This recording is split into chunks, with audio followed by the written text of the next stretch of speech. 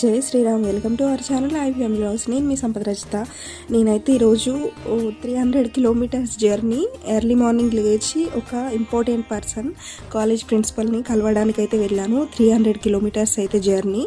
So అక్కడ white పంచలో కనిపిస్తున్నాడు కదా, తనే ప్రిన్సిపల్ అనుకోకుండా ఇక్కడికి టెంపుల్కి రామ్మని సార్ కాల్ చేసిర్రు కాలేజ్కి వెళ్తే. సో అన్ఎక్స్పెక్టెడ్గా లక్ష్మీ గణపతి హోమం అయితే జరుగుతుంది అక్కడ. స్వామి నిజంగా హోమంలో నిజరూప దర్శనం అయితే కలిగింది.